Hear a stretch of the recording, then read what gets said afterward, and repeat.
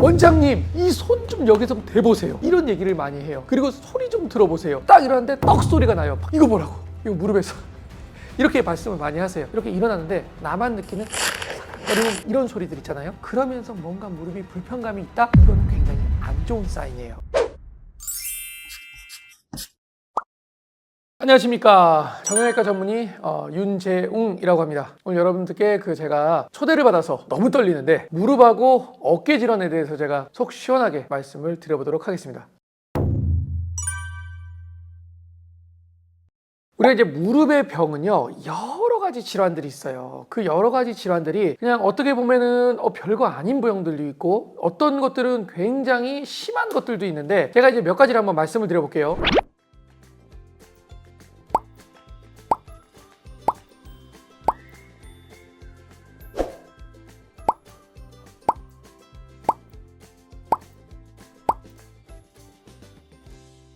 그 10가지 중에서 내가 3가지 이상에 해당한다면 내 무릎 건강은 적신호가 켜졌다, 이렇게 생각하시는 게 맞을 것 같아요.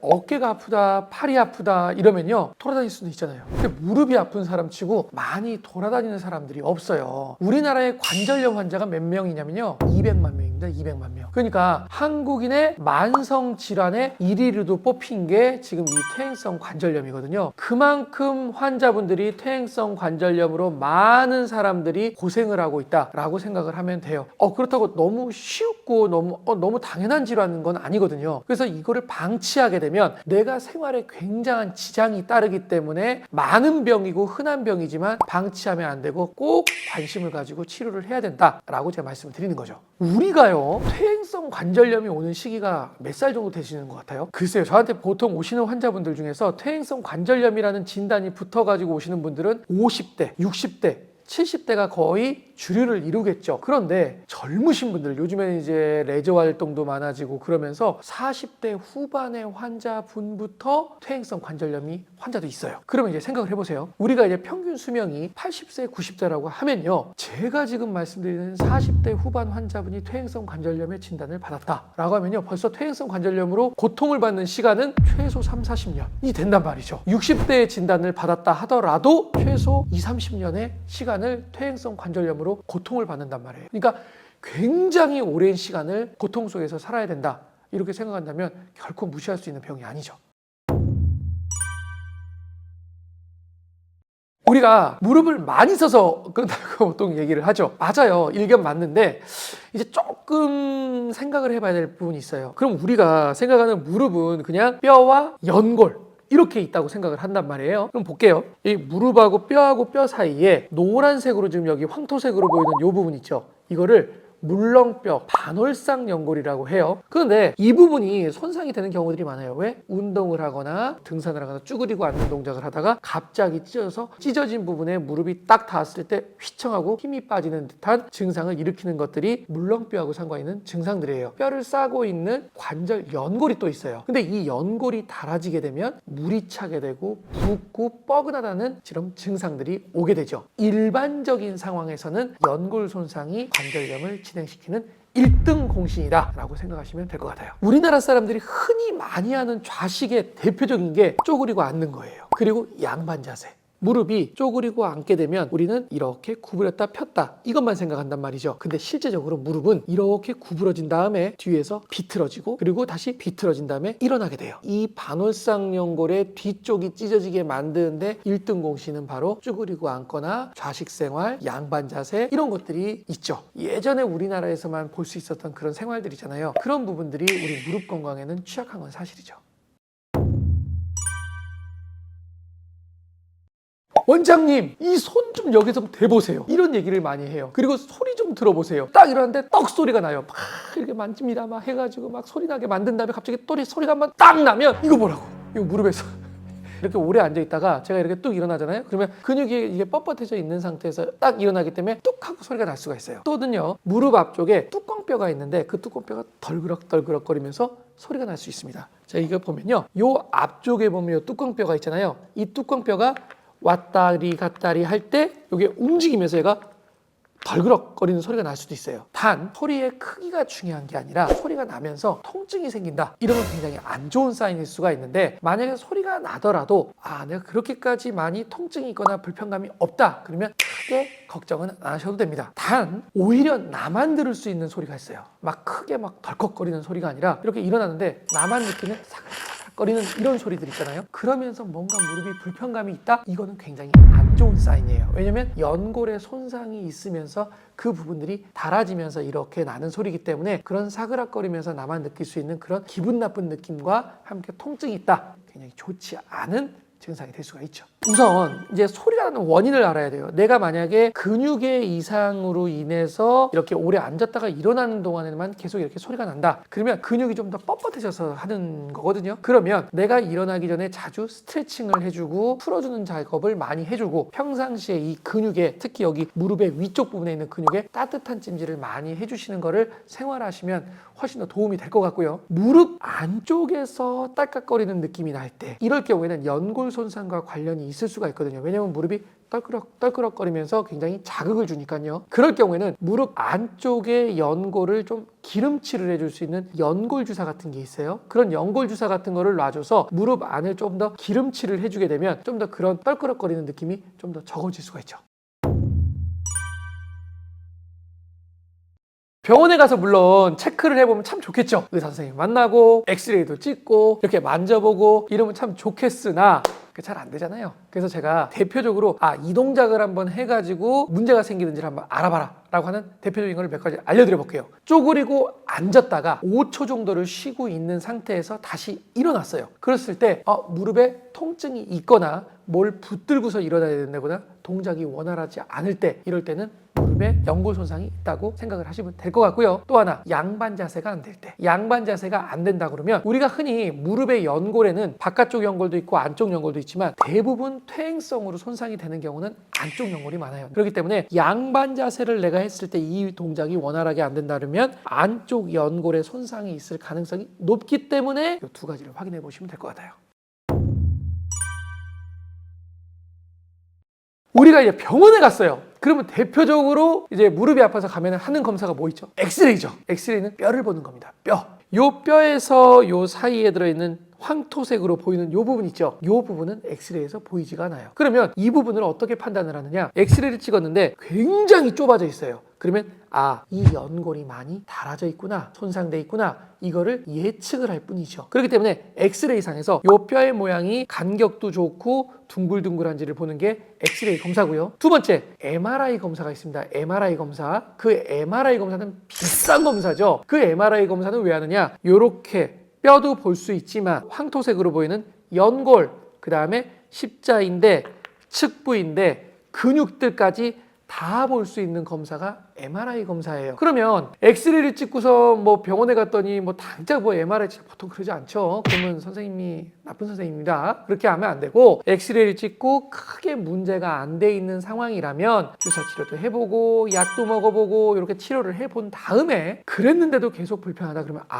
이 연골에 손상이 있을 것 같아요, 인대에 손상이 있을 것 같아요, 이거를 확인해 봅시다 라고 해서 MRI 검사를 그 다음 검사로 하게 됩니다. 그러면 이제 여기서 질문이 생기죠. CT는 뭡니까? CT는 요 뼈를 슬라이스를 해서 보는 게 CT라고 보시면 돼요. 그러니까 뼈가 금이 갔거나 이런 게 의심이 됐을 때 이게 진짜 금이 간 건가? 라고 보는 게 CT가 되는 겁니다. 그러니까 MRI하고 CT가 보는 영역이 완전히 달라요. MRI는 뼈를 볼 수도 있고 연골, 연부 조직을 볼 수도 있지만 CT는 뼈만을 잘라서 자세하게 본다라고 생각하시면 돼요. 내가 연골 손상이 있는데 이 연골 손상을 보기 위해서 CT를 찍는다? 이 얘기는 약간 맞지 않는 소리가 되는 거죠.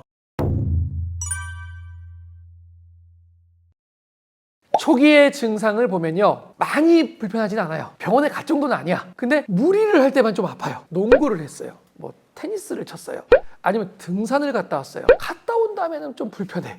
근데 또 갔다 와서 좀 하루 이틀 있으면 좀 괜찮아져요. 병원에 가기가 너무 애매하지 않아요? 그러면 보통 뭐라 그래요? 아, 무리해서 그런가 보다. 이렇게 보통 생각을 하죠. 이게 보통 초기 단계예요. 초기 단계가 되면 엑스레이를 찍잖아요. 그러면 거의 이상 소견이 별로 없어요. 그래서 이 정도가 되면은 그냥 내가 여러 가지 치료들을 하죠. 옆에 이제 영희 엄마가 뭐 좀 약 주면 뭐 좋다라더라. 뭐 먹고 뭐 이렇게 파스 붙이면 좀 낫대더라더라. 뭐 이렇게 해가지고 붙이고 막 이래요. 그러다가 이제 중기가 되죠. 중기가 되면 예전에는 내가 무리를 했을 때만 아팠는데 이제는 출퇴근했을 때도 아프네. 아니면 아이고야 샤워하려고 그러는데 뭐 계속 좀 불편해. 뭐가 아니라 일상 동작을 하는데 또 불편해져요. 그럼 겁이 덜컥 나요. 병원을 주로 가게 되는 단계가 중기 단계가 돼요. 이때 엑스레이를 찍으면 어떻게 되냐면 뼈하고 뼈 사이 간격이 좁아져요. 연골 사이의 간격이 좁아지게 되면 연골 손상을 의미한다 라고 말씀을 드렸잖아요. 그렇기 때문에 이 중기 단계가 되면 엑스레이 상에서도 좀 티가 나고 좀 안 좋다라고 보시면 될 것 같아요.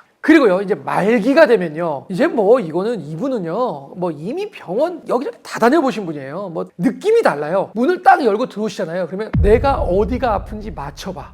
뭐 이런 느낌 드는 분이 있잖아요. 그러니까 이미 뭐 산전수전, 공준전 다 겪은 느낌으로 그냥 예, 제가 뭐 이 병원 저 병원 다 다녀봤는데 선생님은 뭐라고 그러시는지 한번 들어보러 왔습니다. 뭐 이렇게 얘기를 하시죠. 준 의사급이 되는 거죠. 이제 엑스레이를 찍어보면요, 완전히 뼈가 다 붙어 있거나 붙기 일보 직전의 분이고요. 증상은 그냥 계속 아프세요. 이분은 무리를 하고 안 아프면 그냥 아프고 있고, 그리고 내가 조금 이날 좀 컨디션 좀 좋다 그러면 좀 덜 아프고, 그냥 평상시 계속 아프고, 많이 아프냐 적게 아프냐, 그리고 밤에 잠을 못 자세요. 계속 뻐근하고 시큰하고. 이분들 중에서는요, 정말 어떻게 표현을 하시냐면 무릎에서 유리가루가 막 돌아다니는 느낌이 든다라고 표현을 하시기도 하고요. 어르신들 보면 이렇게 다리가 휘인 분들 많이 보셨을 거예요. 그런 분들은 걷는 것도 정상적으로 걷지 못하고 뒤뚱뒤뚱 이렇게 걸어지게 되는 경우들이 있죠. 그래서 다리가 오다리로 많이 휘었다라고 하시는 분들은 무조건 말기라고 생각하시면 될 것 같아요. 주사는요, 크게 봐서 여러 가지가 있어요. 예를 들면 톱니를 생각을 해보면요, 톱니가 이렇게 돌아갈 때 구리스를 바르잖아요. 그러면 얘가 탁탁탁 이렇게 부드럽게 돌아가죠. 마찬가지로 무릎도 기름칠을 해놓으면 미끄덩미끄덩 하면서 손상이 덜 될 거 아니에요. 그런 기름칠을 해주는 주사가 연골 주사라고 생각하시면 돼요. 그러면 연골 주사를 맞았을 때 나쁘냐? 안 나쁘죠. 왜? 그 기름칠의 성분이 무릎 관절에하고 비슷한 성분이니까. 연골 주사를 맞으면 나쁠 거는 하나도 없습니다. 또 거기다 이제 조금 이제 재생력이 있는 주사를 맞으면 DNA 주사라는 게 있어요. 이건 뭐냐면 연어의 정액에서 DNA를 뽑아서 그걸 집어넣어요. 하필 연어의 정액이냐? 인간의 DNA와 구조가 95%가 일치합니다. 그 얘기는 뭐냐면 그 DNA 성분을 집어넣게 되면 연골이 망가져 있거나 인대가 좀 더 손상이 돼 있거나 이럴 때 좀 더 재생력에 도움이 된다라고 생각을 하시면 될 것 같아요. 이게 지금 이제 여러 가지 이제 효과가 있어요. 뭐 피를 많이 돌게 하고 성장인자 분비를 촉진하게 되고 이런 역할을 해주는 게 DNA 주사예요. 이 주사도 나쁘지는 않겠죠. 또 하나는요, 프롤로 주사라는 게 있습니다. 프롤로 주사. 관심도 많고 탈도 많아요. 병원에 갔더니 프롤로 주사를 맞으래, 이런 얘기들 많이 하시거든요. 이 프롤로 주사라는 거는 인대 강화 주사예요. 내가 인대가 약해져 있을 때 인대를 강하게 만들어준단 말이죠. 그러면 무릎에 있어서의 프롤로 주사가 적용이 될 부분들을 제가 한번 말씀을 드려볼게요. 무릎의 인대라고 하면 십자인대가 있고요, 측부인대가 있어요. 그리고 슬개 건이 있고요. 그 다음에 여기에 거위발건이라는 데가 있어요. 제가 지금 말씀드린 부분들이 아프다라고 한다면 그거는 프롤로 주사, 인대 강화 주사를 놨을 때 효과가 있을 수가 있어요. 그런데 내가 관절염이 있어요. 퇴행성 관절염이. 그런데 프롤로 주사를 맞았는데 좋아졌다? 말이 안 됩니다. 인대가 아니잖아요, 이거는요. 그렇기 때문에 프롤로 주사라는 거는요, 아픈 부위가 그거에 적응 대상이 될 때는 굉장히 도움이 많이 되는 게 사실인데 너무 마구잡이로 쓰이는 것도 사실이란 말이죠. 그래서 프롤로 주사는 인대가 안 좋을 때 쓸 수 있는 주사다라고 생각하시면 될 것 같아요. 제가 지금까지 말씀드렸던 이런 주사들은요, 맞아서 나쁠 게 하나도 없는데 지금 제가 말씀드리는 주사, 스테로이드 주사, 뼈 주사, 이거는 안 좋죠. 무릎이 내가 아파 죽겠는데 이때 맞을 수 있는 주사가 없습니까? 라고 물어봤을 때 그 통증만을 위해서 확 줄여줄 수 있는 주사는 스테로이드 주사, 뼈 주사예요. 근데 그 주사는 연골을 약하게 만들고 인대를 약하게 만들고 그렇기 때문에 추천하고 싶지는 않아요. 근데 이게 무조건 맞으면 안 되는 것이냐라고 물어봤을 때 또 그런 것도 아니에요. 예를 들면 연세가 너무너무 많으신 분, 수술을 하지 못하시는 분, 이런 분들한테 이 주사를 죽어도 맞으면 안 됩니다. 이렇게 말씀드리기도 힘들거든요. 대신 내가 주사를 어쩔 수 없이 맞아야 되는 상황에는 이 횟수를 제한을 해서 1년에 두세 번 정도까지는 맞는다. 이렇게 할 수 있지만 이 주사는 당뇨를 악화를 시킬 수가 있고 그 다음에 인대하고 뼈, 연골을 약화를 시킬 수가 있기 때문에 되도록이면 안 맞으시는 게 좋다. 그러면 정리를 해보면요. 옆집 아줌마가 맨날 얘기를 해요. 아니 정형외과 가서 주사를 맞았어요. 그러면 아유 주사 맞으면 안 돼요. 큰일 나요. 한 번만 맞으면 그거 계속 맞아야 돼요. 이렇게 얘기하는 주사는 스테로이드 주사예요. 뼈 주사. 그 외에 제가 나머지 주사를 말씀을 드렸던 이 주사들은 전혀 상관이 없습니다. 그러니까 알고 맞으시면 돼요. 하나 또 주의하는 거. 병원에 가서 제발 주사 맞으시면요. 선생님한테 이름 좀 물어보셨으면 좋겠어요. 도대체가 이름을 몰라요. 하면 병원에 오잖아요. 그러면은 선생님이 주사를 맞았대요. 언제 맞았는데? 저번 달에 맞았대요. 그럼 뭔 주사를 맞았어요? 당연히 물어보잖아요. 근데 모른대요. 그 답을 하시는 분이 80~90%가 돼요. 공짜로 주사 맞으시는 거 아니잖아요. 선생님한테 나 뭐 났습니까? 라고 꼭 물어보시고 이름을 알고 계시는 게 맞을 것 같아요. 이건 결코 쉬운 문제가 아닙니다. 예를 들면요. 우리가 주사를 맞고 약을 먹고 이렇게 쭉 지켜보다가 정말 참다 안 되면 인공관절을 해라. 이게 정설이에요. 이게 가장 일반적인 얘기입니다. 그런데 이게 지금 인공관절이라는 수술이 작은 수술이 아니에요. 그리고 이 인공관절의 수명이 있어요. 보통은 20년도 얘기하고 기구가 좋았다고 하지만 관리를 잘했을 때 기준으로 10년에서 15년 정도 쓴다라고 생각하시면 돼요. 그러면 인공관절은 되도록이면 늦추면 늦추도록 해야 되는 수술이 맞긴 맞는 거예요. 왜냐면 뼈를 이렇게 깎아내고 금리를 씌우듯 꽝 이렇게 씌우는 게 인공관절이거든요. 근데 인공관절 수술이 무조건 나쁜 것이냐? 그것만은 아니에요. 이 인공관절은 어떻게 보면은 수명이 어느 정도 있다라고 생각을 해야 되기 때문에 되도록이면 내가 인공관절 수술을 하고 나서 돌아가실 때까지 그냥 그 인공관절 수술을 한 걸로 돌아가실 때 쓰는 게 맞긴 맞죠. 그러면 냉정하게 생각을 해보세요. 내가 80살까지 살아요. 그러면 인공관절 수술을 50대에 수술을 하게 되면 80대까지 쓸 수 있을까요? 안 되잖아요. 그러니까 여기서 이제 문제가 시작되는 거예요. 인공관절 수술은 최대한 미루다가 60대 후반은 돼야 얘기가 나올 수가 있는 부분이고요. 만약에 내가 상태가 괜찮다면 미룰 수가 있다면 70대 중반까지도 미루는 게 굉장히 좋습니다. 그러면 그 전에 내가 죽을 만큼 아프다. 그러면 어떻게 되느냐? 다른 수술들도 있어요. 예를 들면 주사 치료들도 굉장히 요즘에 좋은 것들이 많고요. 줄기세포 주사도 있고 그다음에 PRP 주사도 있고 제가 아까 주사를 얘기할 때 너무 많은 주사를 얘기해버리면 안 되니까 대표적인 것만 얘기를 했지 주사도요. 하나만 놓지 않고 여러 개를 컨비네이션을 할 수도 있고요. 그리고 수술을 하더라도 전체 인공관절이 아니고 반만 이렇게 인공관절 하는 거는 50대에도 합니다. 오다리가 심한데 오다리를 교정을 하게 되면서 줄기세포 시술을 같이 적용을 하는 것들도 있어요. 이런 경우에는 꼭 60대가 70대가 돼서 해야 될 필요는 없거든요. 전체 인공관절 전에 여러 가지 스펙트럼을 다 고려를 하고 결정을 하는 게 많아요. 그러니까 옛날에는 정말 이게 참 딱한 게 요즘 시대 선생님이 아니라 좀 예전 방식을 고수하시는 선생님들은 무조건 참다 인공관절. 그러면 이 중간 단계에 있으신 분들은 어떻게 돼요? 참아야 되는 거예요. 그거 보여요. 연료도 아니고 뭘 계속 그렇게 참습니까? 요즘에 좋은 것들 그 중간 단계가 많이 있거든요. 그래서 조금 더 새로운 이런 방식으로 치료를 하게 되면 내가 통증이 있어 죽겠다 정도까지는 안 되시지 않을까라는 게 제 개인적인 생각입니다. 정말 예전 우리 진시황제가 생각납니다. 진시황제. 불로초 구하더라고 막 이렇게 했던. 오늘도 그 질문을 하셨어요. 많이들 하시죠. 이렇게 하면은 연골이 다 살아납니까? 그렇게 되면은 누가 수술을 하며 제가 굶어 죽어야 되는 거 아닙니까? 예, 이런 개념이에요. 퇴행성이라는 단어가 붙었다는 거는 시간이 지나면 지날수록 악화가 된다는 의미죠. 그런데 안 아파진다라는 거는요. 염증도 줄고 더 이상 연골이 다 망가지는 과정이 조금 더 지연이 된다라고 생각을 하시면 될 것 같아요. 연골이 완전히 다 완치가 돼가지고 다시 새로운 연골이 재생된다는 개념으로 받아들이시면 안 돼요. 이게 지금 당연할 것 같지만 병원에 실제적으로 오시면서 저한테 그런 질문을 하시는 분들이 너무너무 많거든요. 내 기대심리죠. 안타깝게도 그렇지는 않는다. 통증이 없어지게 되는 거는 염증도 줄어들게 되고 연골이 계속 망가지는 과정이 좀 멈춰져 있게 되기 때문에 그러는 것이다. 그리고 연골이 기름칠이 돼서 좀 더 뻑뻑한 것들이 줄어들기 때문에 불편감이 좀 좋다고 느낀 것이다. 대신 그런 것들이 의미가 없느냐? 그렇지는 않다. 왜냐면 연골이 망가지는 거를 진행을 늦추기 때문에 이렇게 생각하시면 될 것 같아요. 지역별로 좀 차이는 있는 걸로 제가 알고 있는데 어르신들이 조금 더 이렇게 수술을 받거나 이렇게 치료를 할 때 사정이 좀 이렇게 안 좋거나 그러신 분들한테는 지원을 뭐 일정 금액을 해주는 것도 제가 알고 있어요. 만약에 꼭 수술이 필요하다거나 그런 것들을 소견서로 많이 써드리기도 하거든요. 그러니까 뭐 예를 들면 어르신인데 골절이 됐는데 이게 참 딱하다, 응급수술이 필요하다, 근데 집이 좀 이렇게 환경이 열악하다, 이런 분들 있잖아요. 그런 분들이라든지 너무너무 무릎이 아프고 막 이렇게 해가지고 수술을 해야 되는데 인공관절 같은 거 그런 거를 좀 국가에서 지원을 해주는 그런 것들이 저는 있는 걸로 알고 있어요. 그래서 제가 그런 것을 소견서를 이렇게 자주 가끔 써드리기도 하거든요. 긴급 의료비 지원 제도라고 제가 알고 있는데 요거는 한번 확인을 해당 구청이나 이런 데 확인을 해보시는 것도 좋을 것 같아요.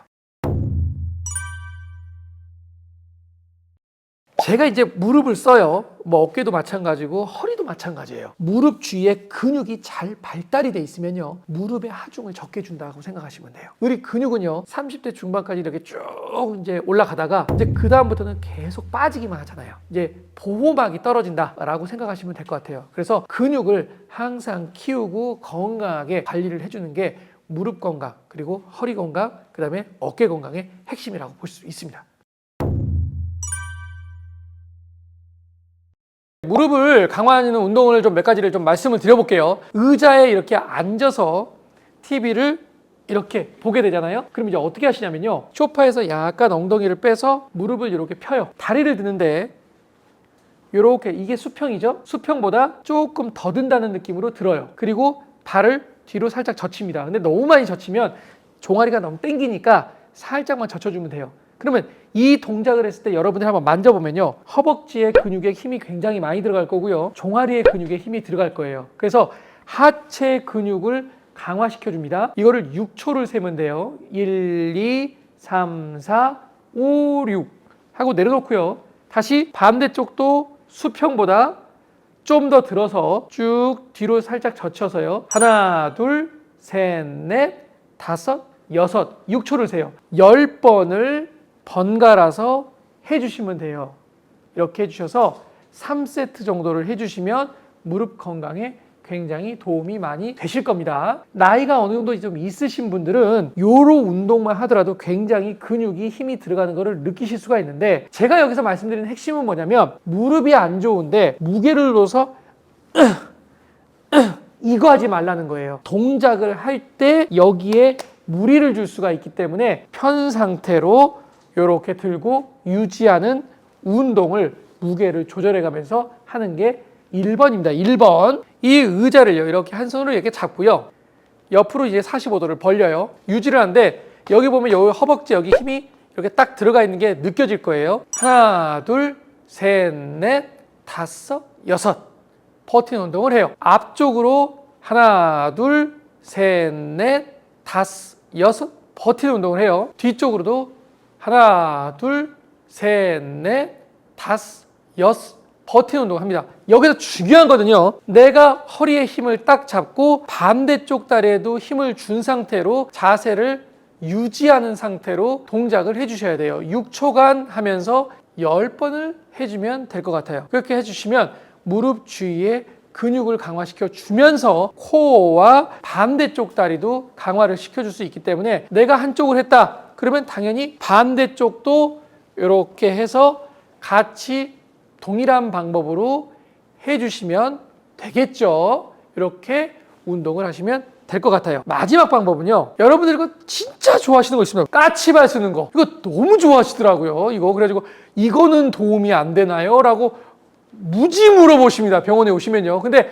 돼요. 되기는 되는데, 기왕지사 할 거면은 조금 더 도움이 되게 하시라는 뜻에서 제가 한 말씀을 드려볼게요. 의자나 벽이 있으면 벽을 잡아도 돼요. 이렇게 잡으셔도 됩니다. 잡고요, 어떻게 하시냐면 이 허리 부분에 힘이 같이 들어가도록 딱 고정을 시키고 허리를 딱 편다는 느낌으로 이렇게 까치발을 서보세요. 그러면 허리와 종아리까지 하체 전체에 힘이 들어가도록 느낌이 오실 거예요. 그래서 까치발 운동을 하실 때 허리에도 내가 좀 더 힘을 딱 준다 생각을 하시면서 6초씩 하면서 10번을 해주시면 돼요. 이렇게 해서 1분을 쉬고 3세트를 반복을 해주시면 좋을 것 같아요. 제가 지금 알려드렸던 운동들이 있잖아요. 이 운동들이 무리가 가지는 않은 운동이세요. 그래서 이런 운동들을 열심히 한번 해보시면 확실히 무릎 건강을 위해서는 도움이 되실 것 같아요. 무릎에 운동이 좋다고 막 한단 말이죠.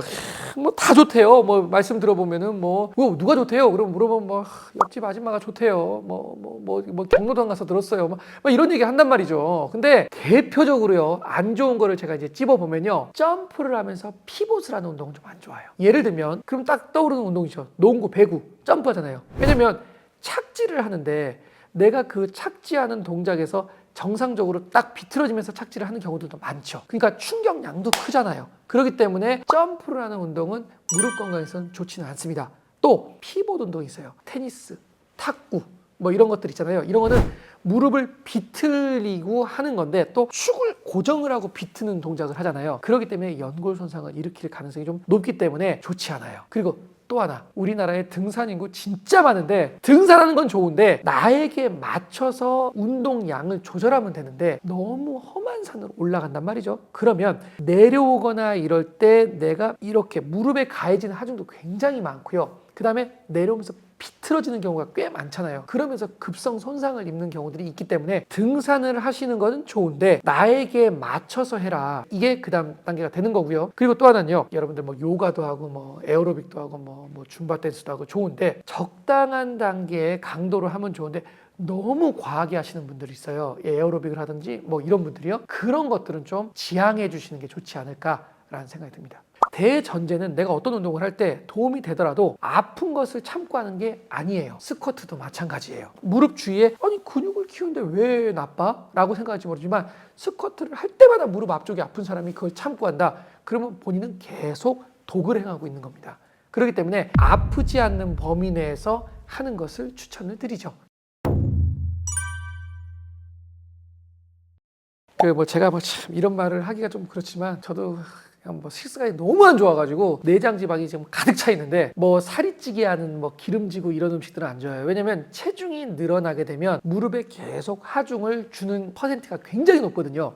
그렇기 때문에 내가 체중을 늘리게 하는 것은 무릎에 안 좋은 거는 굉장한 사실입니다. 뭐 굳이 말 안 해도 여러분들 다 알고 계시잖아요. 뭐 튀긴 거, 뭐 이렇게 짠 거, 맵고 막 이런 것들 있잖아요. 이런 거는 안 좋고요. 염증을 일으키는 음식들이 있어요. 근데 대표적인 건 저도 굉장히 술을 좋아하지만 술도 안 좋습니다. 몸에 염증 반응을 활성화를 시키죠. 무릎에도 염증이 일어나게 하고 이런 부분들이 악영향을 미치기 때문에 염증을 일으키는 음식들은 좋지 않습니다. 그리고 짜고 매운 것들은 체중을 늘릴 수가 있기 때문에 그런 것도 좋지도 않고요. 제가 지금 말씀드렸던 그런 대표적인 그런 것들만 좀 주의하시면 될 것 같아요. 커피가 그러면 건강에 안 좋은 거 다 아시죠? 그렇잖아요. 우리 뭐 술은 건강에 좋은지로 알고 마십니까? 전 담배는 안 피지만 담배는 왜 핍니까? 그냥 피는 거잖아요. 커피도 안 좋긴 안 좋죠. 하루에 뭐 내가 5잔, 뭐 6잔 요 정도 이하라고 하면은 보통 이제 괜찮다, 좀 더 낫다라는 통계가 있기는 있어요. 대신 이제 습관적으로 계속 이렇게 많이 드시면요, 관절염 위험이 한 23%, 그리고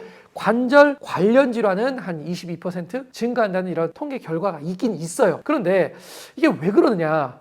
커피 속에 뭐가 들어있죠? 카페인 들어있잖아요. 이 카페인이 칼슘, 철분 이런 수치를 낮춰요.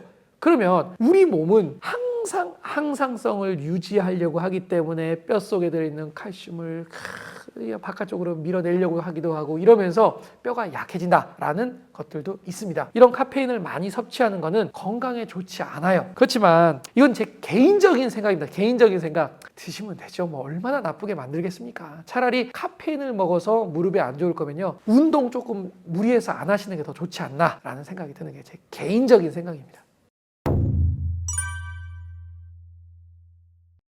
정말 요즘에는 영양제 홍수 속에서 사는 것은 사실이에요. 그러니까 뭐 제가 무슨 뭐 영양제를 제가 뭐 파는 사람도 아니고 제가 뭐 이것저것을 해라 뭐 이렇게 하진 않지만 영양제에서도 굉장히 중요한 거는요, 이것저것 너무 많이 드시지 말고요, 영양제 중에서 내가 꼭 필요하다라고 하는 것들 그냥 한 가지 정도만 드시면 돼요. 저는 뭐 그냥 헷갈리면 그냥 콘드로이친 드세요 라고 얘기해요. 뭐 이게 지금 제가 뭐 그 회사에서 뭐 받는 것도 있는 것도 아니지만 연골을 좀 보호해 줄 수 있는 역할을 할 수 있다 라고 하면 저는 그냥 그거를 추천을 드리고요. 그리고 뭐 예를 들면 내가 조금 무릎에 소염 효과를 좀 기대를 하고 싶다, 그러면 저는 보스엘리아 좀 드세요 이렇게 보통 얘기를 합니다. 단 우리가 영양제를 들면서 진짜 중요한 거 하나는요, 영양제는 영양제일 뿐입니다. 저는 오메가3를 먹어요. 왜냐면 제가 이제 고지혈증이 뭐 6년, 7년 됐나? 있어요. 그래서 이제 참 의사로서 이게 참 좀 그런 얘기인데, 오메가3를 먹으면서 고지혈증 약을 끊을 수 있을까라는 생각을 해본 적도 사실이거든요. 그런데 안 되더라고요.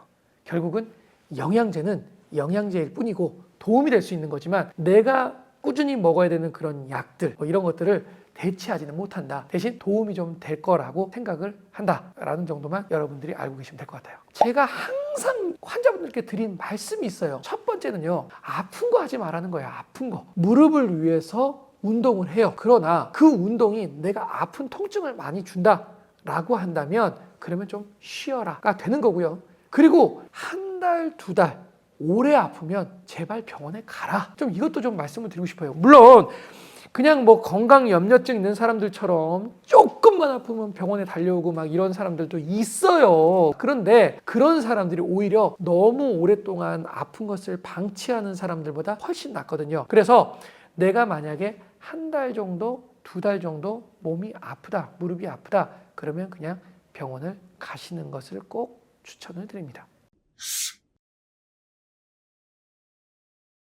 병원에 이렇게 오세요. 이거는 한번 경험해 보시는 분은 절대 잊지 못해요. 구별이 잘 안 돼요. 환자분들도 당연히 구별이 안 되겠지만 의사 선생님들도 구별을 잘 못하시는 분들도 많아요. 제가 진짜 이거 심플하게 알려드릴게요.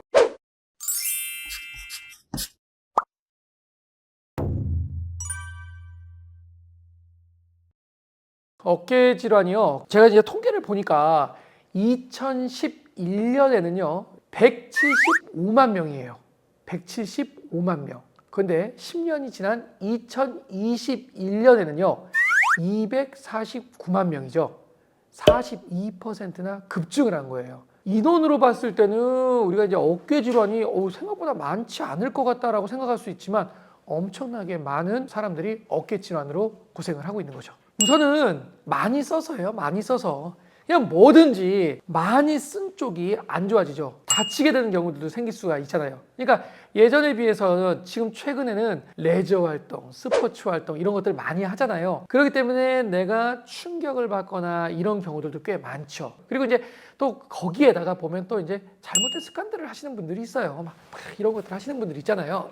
그런 잘못된 습관을 가지고 있는 것들도 어깨를 좀 더 안 좋게 만드는데 일조를 한다라고 생각하시면 될 것 같아요. 예를 들면요, 어깨를 돌려줄 수 있는 이런 회전 근육이 있거든요. 그런데 이런 회전근 손상이 만약에 있다고 치면 이걸로 끝나는 게 아니에요. 예를 들면 이 회전근 손상이 심하지 않을 경우에는 주사치료를 해가지고 굉장히 많이 도움을 받을 수가 있는데 이거를 이제 방치를 해버리는 거죠. 그러면 회전근 손상이 진행이 되고 돼서 이제 회전근이 끊어져 버리는 완전 파열로 진행이 돼버리는 경우가 있어요. 그럴 경우에는 이제 수술적인 치료를 해야 되는 경우로 진행이 될 수가 있고요. 그리고 만약에 이제 회전근이 끊어져 버려가지고 수술적인 치료를 해야 되는 상황이 되는데 그때도 또 방치를 해버려요. 그러면 회전근이 완전히 말려 들어가서 인공관절을 해야 되는 관절염이 진행이 되는 경우까지도 발생을 할 수가 있습니다. 그러니까 방치를 한다. 이거는 굉장히 안 좋은 습관이에요. 또 하나는요. 회전근 손상이 있으면 이게 그걸로만 끝나는 게 아니라 어깨가 아프죠. 그럼 당연히 어깨를 안 쓰려고 하죠. 그러면 어깨를 안 써버리면 어깨가 굳어버리는 오십견으로 또 진행이 돼요. 그렇기 때문에 어깨 통증이 일어나고 손상이 일어났을 때 이거를 방치를 하게 되면 다음 연쇄 도미노 같은 현상이 일어나기 때문에 방치를 하지 말고 치료를 꼭 하세요 라고 말씀을 드리는 거죠. 크게 봐서는요 몇 가지만 확인해 보시면 돼요. 내가 이렇게 손을 들었을 때 이게 잘 들 수 있는지 확인하는 거죠. 그러니까 보통은 팔을 이렇게 드는데 이걸 못 드는 사람 있나요? 아니에요. 대신 여기에서 쭉 들어서 이 손을 이 팔을 귀에 이렇게 붙일 수가 있는지 요거를 보는 거예요. 그래서 만약에 이런 동작이 원활하게 잘 안 된다. 여기까지 갔더니 너무 아파서 이렇게 들어야 된다. 옆쪽으로 해야 된다. 이런 상황이 되게 되면 아하, 어깨 관절이 좀 좋지 않구나 이렇게 생각하시면 되고요. 내가 용변을 보고 이렇게 뒤처리가 안 되시는 분들도 있습니다. 열중샷 동작이 잘 안 되시는 분들도요. 어깨 관절이 좀 이상이 있구나 라고 생각하시면 되고요. 이제 초기에는 이제 어깨를 이렇게 막 돌렸을 때 소리가 막 얼굴에 덜컥덜컥 나는 경우들도 있거든요. 이런 경우에도 어깨 힘줄이 자극이 많이 되는구나 충돌 증후군이 있구나 이렇게 생각을 하시면 돼요. 이런 증상들은 아주 많이 진행이 안 됐을 때도 나타날 수 있는 증상인데 이게 더 진행이 되게 되면요. 잘 때도 너무 어깨가 뻐근해가지고 잠을 자다가 막 깬다. 이쪽으로 막 너무 잠을 못 자겠다. 이런 증상까지도 오게 되는 거죠. 야간통이 심해진다라고 하면은 그만큼 염증도 많이 발생을 했다는 소리이기 때문에 좀 증상이 많이 악화된 상태다라고 생각하시면 될 것 같아요. 이런 증상이 한 달 이상 지속이 되면 병원에 가보시는 것을 추천을 드립니다.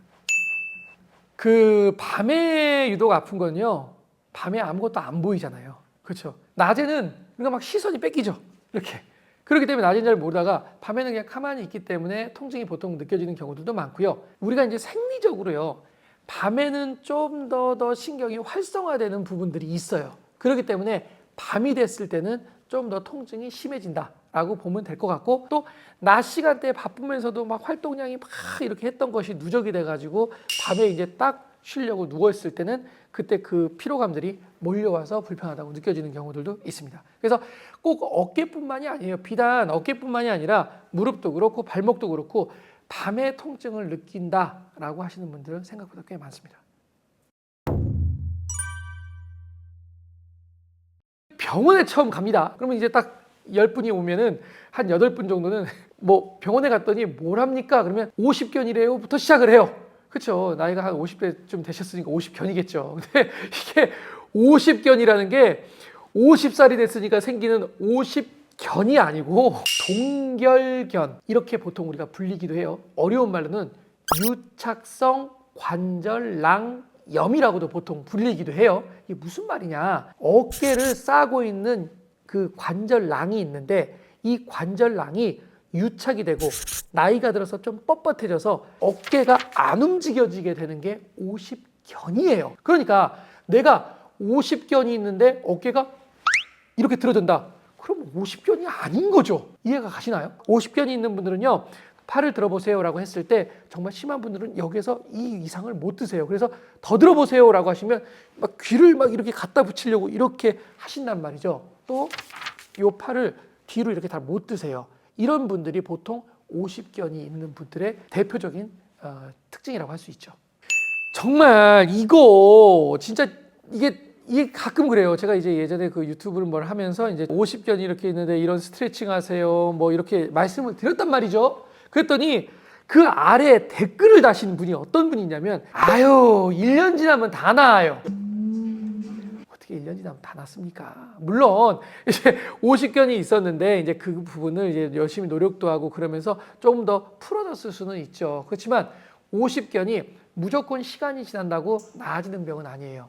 제가 말씀드렸을 때 50견이라는 것 자체는 관절낭이 퇴행성 변화로 인해서 굳어진다라고 말씀을 드렸잖아요. 그런데 이런 굳어지는 부분이 시간이 더 지나면 지날수록 더 굳어지지 풀리지는 않죠. 그런데 이 50견 중에서 2차성 50견이 있습니다. 이거는 무슨 개념이냐면 회전근 손상이 있어서 어깨를 아프니까 잘 안 쓰려고 하던 분이 회전근 손상에 대한 치료가 되면서 어깨가 좀 더 안 아파지니까 이제는 움직여질 수 있는 50견이 있어요. 이거는 1차성 50견하고 약간 다른 개념입니다.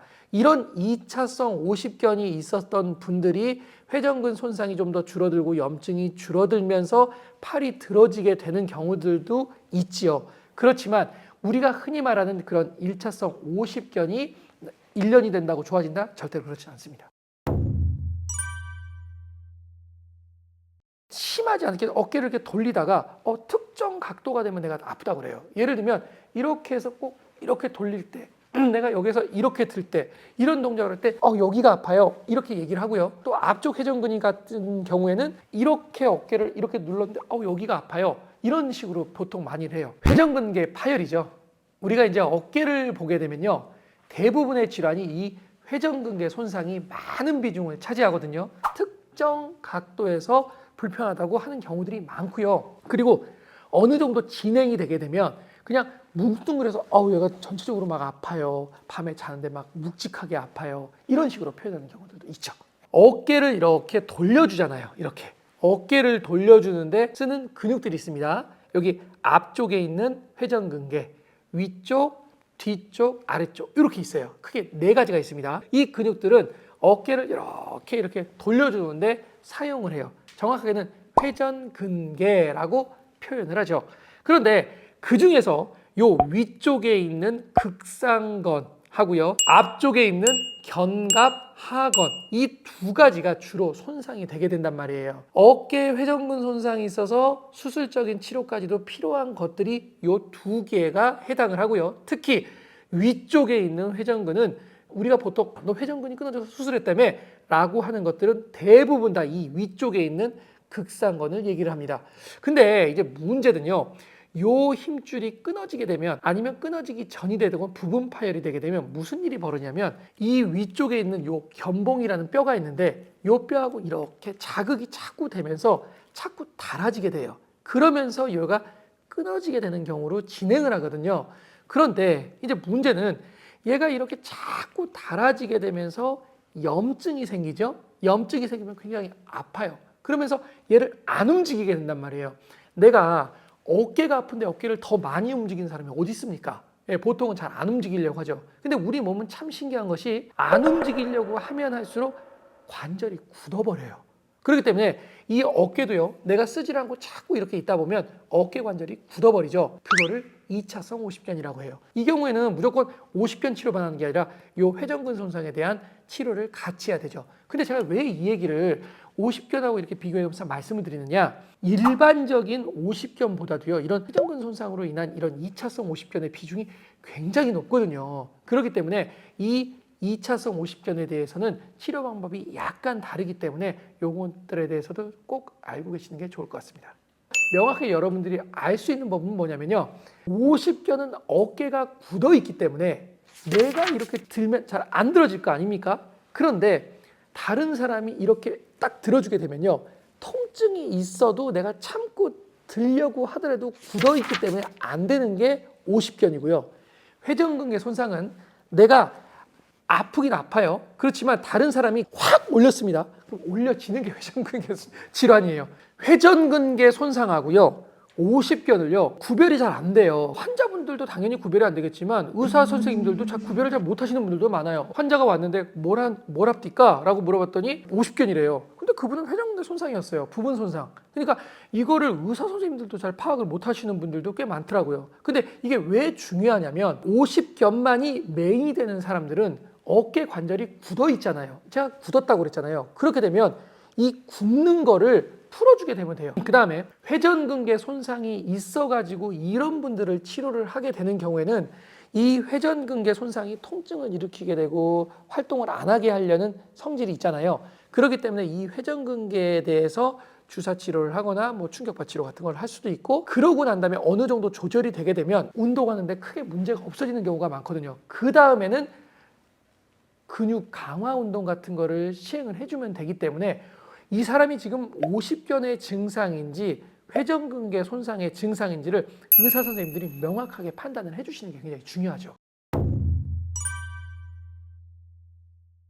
병원에 이렇게 오세요. 어깨를 제가 이렇게 돌릴 때 아파요, 이게 아니라 이렇게 오시면서 어저께 저녁 6시 반부터 어깨를 건드릴 수가 없을 정도로 아파요 라고 하면서 오는 분들이 있거든요. 이게 석회가 급성 발작을 일으키는 경우예요.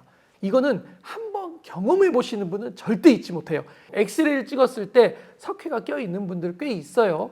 그런데 이 석회가 그냥 있기만 한 분들도 꽤 많거든요. 그러니까 어깨에 석회가 조그맣게 끼었다고 뭐 죽을 병도 아니고 크게 문제가 되지 않는 병도 많아요. 그러니까 엑스레이를 찍었을 때 우연히 어깨에 석회가 발견되는 분들도 굉장히 많습니다.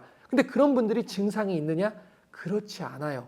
근데 어깨를 돌렸을 때 뭔가 기분 나쁘게 불편하다? 이렇게 느낄 수 있어요. 왜냐하면 이 석회가 보통 있는 위치가 있어요. 이 회전근 주변에 많이 생겨요.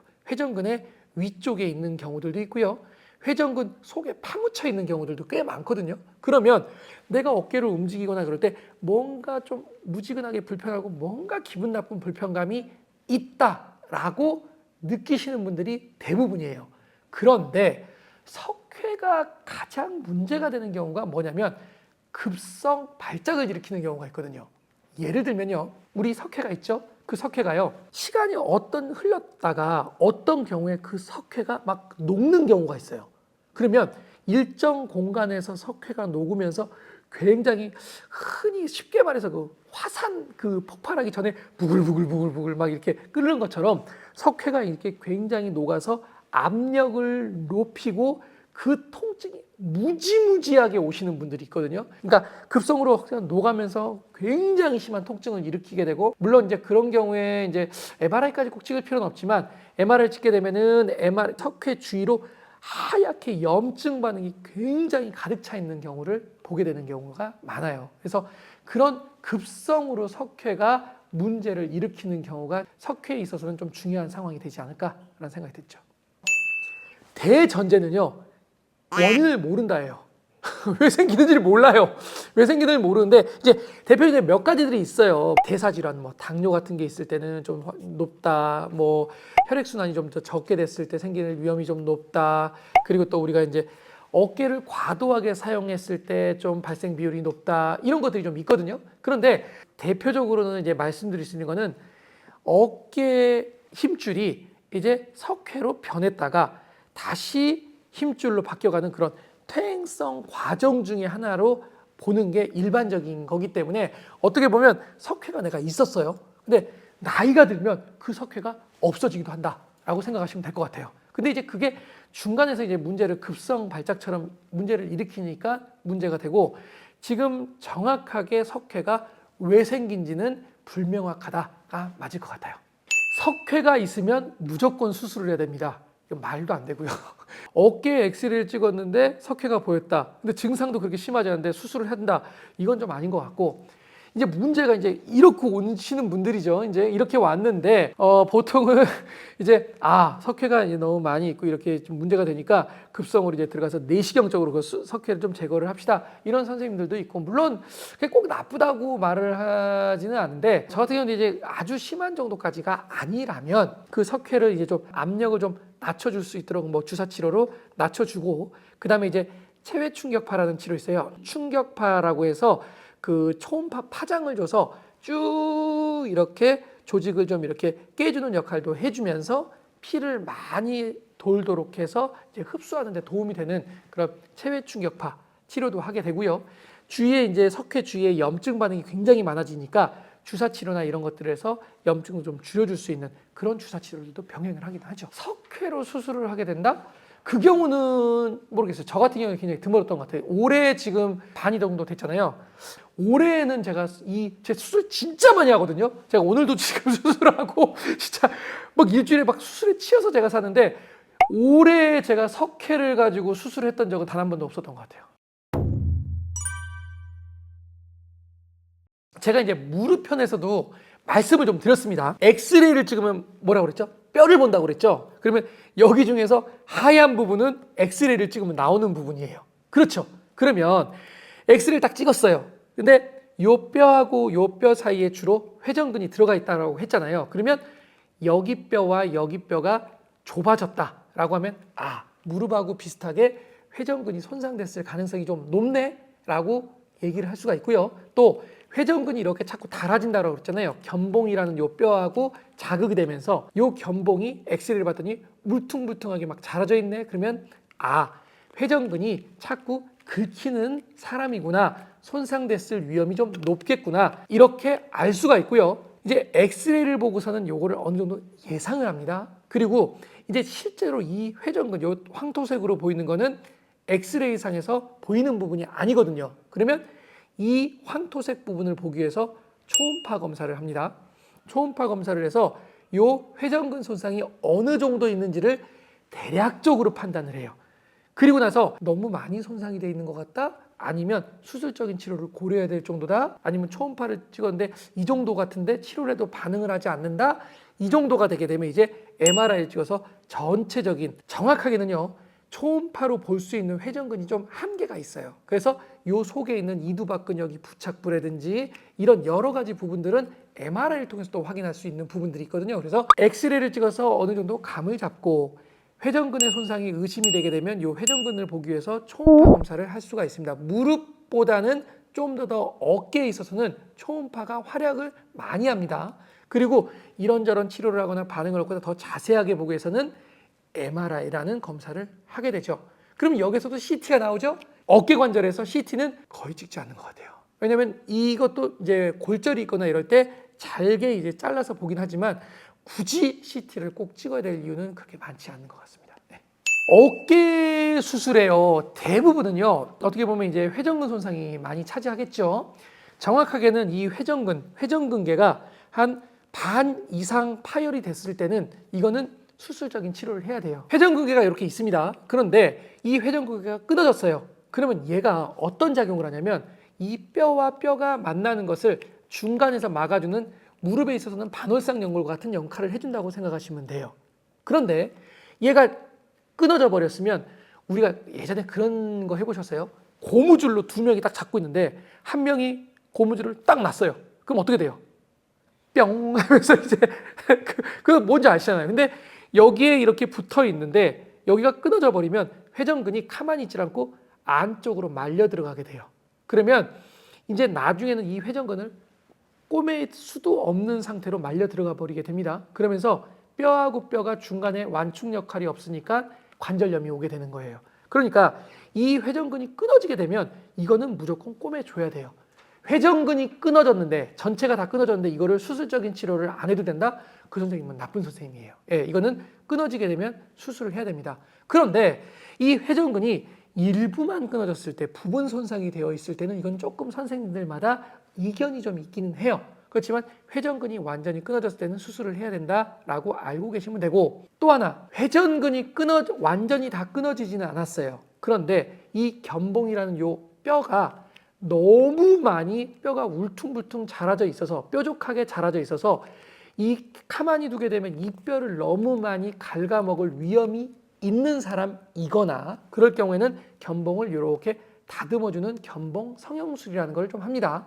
또 하나 회전근이 많이 달아져 있지는 않은데 주사 치료도 해보고 뭐도 해보고 다 해봤는데도 계속 좋아지지 않는다. 그럴 때는 수술적 치료를 해서 염증도 제거를 해주고 견봉도 좀 다듬어주고 이런 수술을 하기도 합니다. 또 하나는요, 아까 전에 석회가 있다고 말씀을 드렸고 그 다음에 오십견이 있다고도 말씀을 드렸잖아요. 근데 석회도 내가 너무너무 증상이 심하고 이런저런 치료를 했을 때도 반응이 안 할 때, 이럴 경우에는 어쩔 수 없이 수술적인 치료를 하기도 해요. 또 오십견인데 너무 심한데 스트레칭을 아무리 해도 안 되고 막 너무너무 아프고 그럴 경우에는 수술적인 치료를 하기도 합니다. 관절낭을 툭 터주는 수술적인 치료를 하기도 해요. 그래서 정리를 해보면 회전근의 손상이 완전히 파열이 있을 때는 무조건 수술을 해야 된다. 그리고 회전근의 손상이 부분적으로 있다거나 견봉이 너무 많이 튀어져 나왔다거나 아니면은 오십견이나 석회가 있는데 보존적인 치료에 반응을 안 하는 경우에는, 계속 증상이 지속될 경우에는 그때는 어쩔 수 없이 수술적인 치료를 고려한다. 이렇게 알고 계시면 될 것 같아요. 제가 진짜 이거 심플하게 알려드릴게요. 어깨가 제가 아까 말씀드렸듯이 이렇게 많이 올라가 가지고 움직이는 동작 있죠. 어깨 회전근이 손상되는 가장 많은 이유 중에 하나가 요 견봉이라는 요 뼈하고 요 회전근 사이가 이렇게 자꾸 이렇게 긁혀서 손상이 된다고 했잖아요. 그렇게 되면 당연히 내가 어깨를 많이 들어서 움직이는 동작은 좋지 않겠죠. 자극이 많이 되니까. 그러니까 어깨 관절을 이렇게 해서 90도 이상 들어서 뭔가를 많이 하는 운동은 안 하시는 게 좋겠습니다. 그러면 여러분들, 제가 맨날 여러분들 아시는 거 있죠? 이거 좋겠습니까? 안 좋겠습니까? 안 좋습니다. 이거 하지 마시라고. 이거. 계속 자극을 주는 동작이기 때문에 좋지를 않으세요. 그러니까 내가 어깨를 갑자기 급하게 뭐를 드는 동작, 무거운 걸 갑자기 들면 당연히 좋은 영향을 미치지 않겠죠. 그것도 안 좋지만 내가 어깨를 반복적으로 계속 90도 이상으로 들어가지고 자극을 하는 동작도 좋지 않다라고 알고 계시면 될 것 같아요. 어깨 관절은요, 이제 두 가지가 있어요. 근육 강화, 그 다음에 스트레칭. 이게 두 가지가 있어요. 제가 아까 전에 말씀을 드렸을 때 내 어깨 관절이 굳어져 있는 게 메인이라면 스트레칭을 자주 해주시는 게 좋고요. 내가 어깨 관절이 아픈 게 메인이라면 이 아픈 거를 줄여주는 치료를 함과 동시에 근육 운동을 해주는 게 좋죠. 이거하고 따라서 어깨 관절 주위에 굉장히 따뜻하게 찜질을 해주시는 피를 많이 갈 수 있도록 해주시는 건 굉장히 좋아요. 왜냐하면 회전근 손상이 있거나 어깨가 굳어 있거나 피를 많이 가도록 해주게 되면 좀 더 근육을 풀어주는 역할도 해주고 염증도 좀 더 줄여줄 수도 있는 역할을 해주고 어깨 관절의 통증도 좀 줄여줄 수가 있기 때문에 어깨를 평상시에 따뜻한 찜질을 자주 해주시는 것들은 굉장히 좋은 습관이실 것 같아요. 제가 이제 어깨 운동에 대해서 말씀을 드려볼게요. 제가 지금 이렇게 노란 줄을 가지고 나왔어요. 이거 밴드거든요. 요 색깔별로 있지만 요 노란 거가 가장 약하거든요. 요런 거를 하나를 구매를 그냥 하십시오. 해가지고 내가 어깨가 안 좋다면 요거를 구매를 해서 좀 저 이거하고 아무런 상관없습니다. 그렇게 해서 얘를 가지고 운동을 좀 해보시는데 왜 얘를 가지고 그냥 운동을 하냐?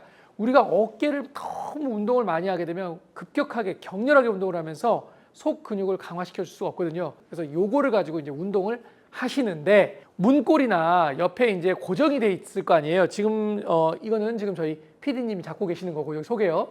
집에 보면 이게 문고리가 있을 거예요. 그래서 이 문고리에 요거를 딱 걸어 놓으시면 돼요. 그래서 요 장력은 내가 너무 약하다 그러면은 좀 더 짧게 잡으면 굉장히 세지죠. 근데 중요한 거는 너무 세게 잡지를 마시고 내가 그냥 이게 좀 운동이 그렇게 많이 될까? 라는 느낌이 들 정도까지만 잡고 있으면 됩니다. 그래서 제가 5가지 동작을 알려드릴 거예요. 첫 번째는 밴드를 잡고요.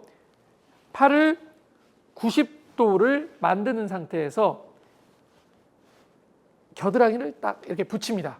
이 상태로 얘를 45도를 잡아당겨요. 그래서 45도를 잡아당기고 하나, 둘, 셋. 하나, 둘, 셋. 3초씩. 하나, 둘, 셋. 이렇게 해서 10번을 합니다. 10번을 해요. 대신 내가 많이 힘이 들어가게 잡아당기는 게 아니라 정말 운동이 좀 되나? 이게 뭐 겉에 속에 있는 근육들만 좀 이렇게 힘이 들어가는 건가? 라는 힘이 들 정도로 10번을 합니다. 3초씩이요. 그리고 이제는 바깥쪽으로 이렇게 했으니까 안쪽으로도 해야 되겠죠. 이 바깥쪽으로 하는 거를 외회전 운동이라고 하고 안쪽으로 하는 거를 내회전 운동이라고 합니다. 그럼 제가 이렇게 해서 해야겠죠? 근데 편의상 제가 왼쪽 손을 가지고 하겠습니다. 그래서 이제 안쪽으로 얘를 이렇게 똑같이 겨드랑이를 붙인 상태에서 45도를 이렇게 잡아당겨서 하나, 둘, 셋. 그리고 하나, 둘, 셋. 이렇게 해서 3초씩 10번을 해주게 됩니다. 그리고 난 다음에 이제 앞, 뒤에 어깨를 똑같이 90도를 한 상태에서 앞쪽으로 구부려서 이 팔의 각도가 45도가 되도록 구부려서 이렇게 3초를 버티고요. 뒤쪽으로 해서 3초를 버티는 운동을 같이 합니다. 앞쪽으로 구부려서 이렇게 45도를 올려서요. 하나, 둘, 셋. 하나, 둘, 셋. 반대쪽으로 이렇게 잡아당겨서 뒤쪽으로 이렇게 신전 운동을 보여드리고 있어요. 3초. 이렇게 3초씩 10번을 합니다. 마지막으로 요거를 똑같이 잡은 상태에서 바깥쪽으로 팔을 겨드랑이를 띄어서 이렇게 듭니다. 외전 운동입니다. 외전 운동. 이렇게 해서 3초씩 유지를 하시면 돼요. 중요한 거는 뭐냐면요. 얘를 갖다가 너무 강하게 이렇게 잡아당기면 우리가 이 운동하는 거랑 별반 차이가 없어요. 그러니까 정말 힘이 들어가는 둥 마는 둥. 운동이 되는 거야 마는 거야. 이런 느낌으로 꾸준히 해주시면 이 회전근, 속 근육을 강화시켜 주는데 굉장히 도움이 되실 거예요. 그러고 난 다음에 어느 정도 속 근육이 강화가 되고 이렇게 하시고 난 다음에 겉 근육 운동을 병행을 해주시면 도움이 될 것 같습니다. 제가 아까 말씀드렸을 때 어깨는 이렇게 90도 이상 움직여가지고 막 운동을 하는 게 좋지 않다라고 말씀을 드렸죠. 그러면 몇 가지가 떠오릅니다. 야구, 테니스, 배드민턴 이런 움직이는 동작들 있잖아요. 이거를 많이 하는 운동들은 당연히 좋지가 않겠죠. 그리고 내가 무게를 들리는데 무게를 가볍게 갑자기 이렇게 가볍게 드는 게 아니라 끙 해가지고 들 수 있는 그런 갑자기 큰 힘을 줘야 되는 것조차 당연히 좋지는 않겠죠. 갑자기 순간적으로 힘을 주게 되면서 힘을 꽉 많이 주게 되기 때문에 어깨에 무리를 줄 수가 있으니까 그런 운동도 좋지는 않습니다. 어깨를 강화하는 운동이 약간 단계가 있다고 보시면 돼요. 어깨에 중요한 거 이 회전근개가 굉장히 중요하다고 말씀을 드렸단 말이죠. 이런 회전근개를 강화시켜 주는 것은 굉장히 좋은 거예요. 이 근육들은 굉장히 작고 속 깊이 있어요. 그러면 이 근육을 강화를 시켜주는 거는 좋은데 내가 너무너무 세게 운동을 격렬하게 해버리면 이 근육이 강화가 되기도 전에 이 주위에 있는 근육들이 강화가 된단 말이죠. 예를 들면 설명해 볼게요. 어깨에 요 회전근이 강화가 돼 있지 않고 삼각근, 어깨 보면 이렇게 요 옆쪽에 있는 요 삼각근을 굉장히 운동을 많이 했단 말이죠. 그러면 이 삼각근이 강화가 많이 돼가지고 꽉 얘가 힘이 세져요. 그러면 이 어깨를 쭉 이렇게 잡아 당겨주는 역할을 해버린단 말이죠. 그러면 회전근에는 오히려 악영향을 미친단 말이에요. 그러니까 순서는 내가 격렬한 운동도 하고 힘든 운동도 하고 울끈이 불끈이 이런 운동을 하는 것도 좋기는 좋으나 내가 이 속에 있는 요 속 근육을 강화시켜주지 않은 채 겉근육들만 격렬하게 운동을 해버리면 오히려 어깨 관절에는 악영향을 미칠 수 있다. 이게 있고요. 또 예를 들면요. 우리 이렇게 이런 운동 많이 하잖아요. 얘가 오히려 운동을 많이 하게 되면 만약에 대흉근이라든지 앞쪽에 있는 근육이 많이 발달이 되게 되면 오히려 이 뒤쪽하고 밸런스가 깨져가지고 약간 앞쪽으로 이렇게 라운드 숄더처럼 이렇게 구부러지는 경우도 생기거든요. 그렇게 되면 얘가 앞쪽으로 이렇게 구부러지게 되면 이 견봉하고 요 그 팔뼈하고 요 공간이 오히려 좁아져 버리게 돼요. 이게 이렇게 앞쪽으로 기울어지면서 이 공간이 좁아져 버리기 때문에 오히려 어깨 관절에는 악영향을 미치죠. 그렇기 때문에 이 뒤쪽에 있는 등 근육을 강화시켜주고 이렇게 견갑골을 붙여서 바르게 이렇게 쓰는 습관은 어깨 관절에도 굉장히 좋은 습관입니다. 네. 저는 무릎도 마찬가지고 어깨도 마찬가지고 저는 딱 그거예요. 아픈 거 하지 마라. 운동을 하더라도 아픈 거 하지 말고 내가 안 아픈 범위 내에서 운동을 해주고 스트레칭을 해줘라. 또 하나, 한 달 이상 아프면 제발 병원에 가라.